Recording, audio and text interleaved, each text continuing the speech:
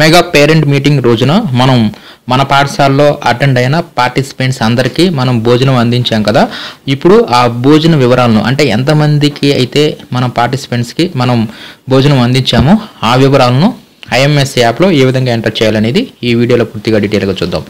ముందుగా ఈ ఆప్షన్ అనేది ఐఎంఎస్ యాప్ లేటెస్ట్ వెర్షన్లోనే ఇవ్వడం జరిగింది. కాబట్టి ముందుగా మీరు ఐఎంఎస్ యాప్ లేటెస్ట్ వెర్షన్ని ఇన్స్టాల్ చేసుకోండి.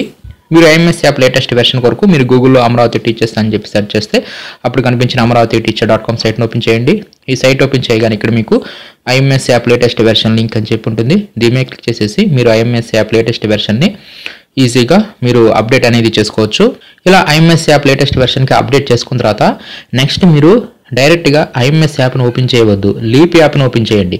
మీరు ఒకవేళ ఐఎంఎస్ యాప్ను ఓపెన్ చేసినా సరే అది లీప్ యాప్లోకే ఓపెన్ అవుతుంది. కాబట్టి ముందుగా మీరు లీప్ యాప్ను ఓపెన్ చేయండి. తర్వాత ఇక్కడ మీరు పాఠశాల యొక్క డైస్ కోడ్ ద్వారా మాత్రమే లాగిన్ అవ్వాలి. ఇక్కడ ఇండివిజువల్ ట్రెజరీ ఐడి ద్వారా లాగిన్ అవ్వవద్దు. మన పాఠశాల యొక్క డైస్ కోడ్ ఇస్తాము.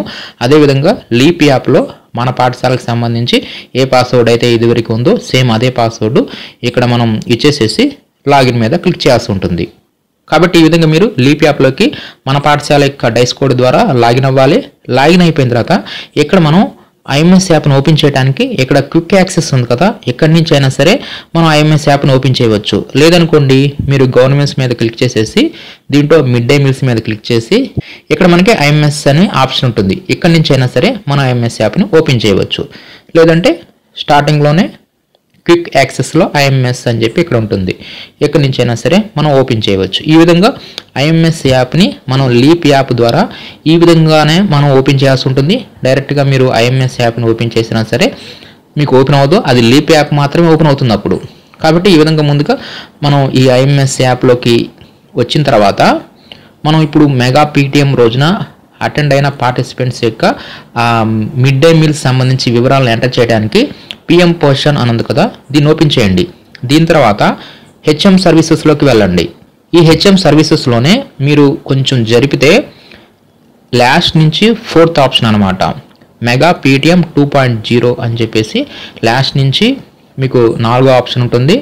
ఈ మెగా పీటీఎం 2.0ని ఓపెన్ చేయండి. ఇలా ఓపెన్ చేయగానే ఇక్కడ మన పాఠశాల యొక్క డైస్ కోడ్ వస్తుంది, మన పాఠశాల యొక్క పేరు వస్తుంది, డేట్ ఆఫ్ పీటీఎం కండక్టెడ్ అని ఆటోమేటిక్గా వచ్చేస్తాయి.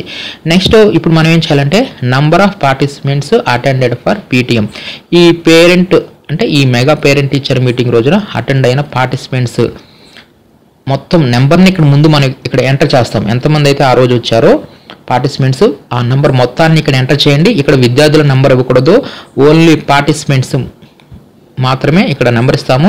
తర్వాత మీల్స్ ప్రొవైడెడ్ బై అని చెప్పి ఇక్కడ మనం స్కూల్ అని చెప్పి సెలెక్ట్ చేసుకుంటాము.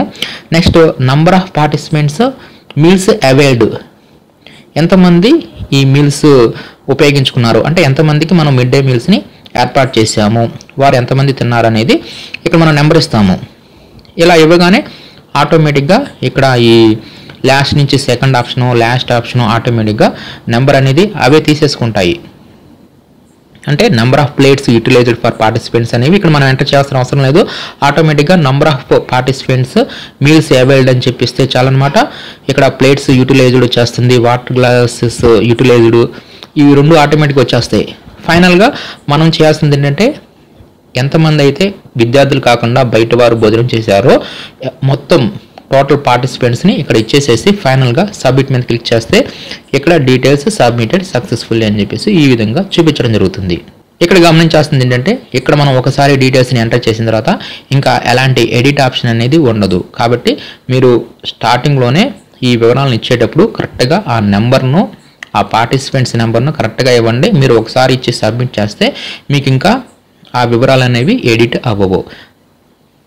కాబట్టి ఈ విధంగా మెగా పేరెంట్ టీచర్ మీటింగ్ రోజున మన పాఠశాలలో అటెండ్ అయిన పార్టిసిపెంట్స్కి మనం ఎంతమందికి అయితే భోజనం ఏర్పాటు చేశామో ఆ నెంబర్ను ఈ విధంగా ఐఎంఎస్ యాప్లో లీప్ యాప్ ద్వారా ఈ విధంగా అన్ని పాఠశాలల వారు కంపల్సరీగా ఎంటర్ చేయాల్సి ఉంటుంది.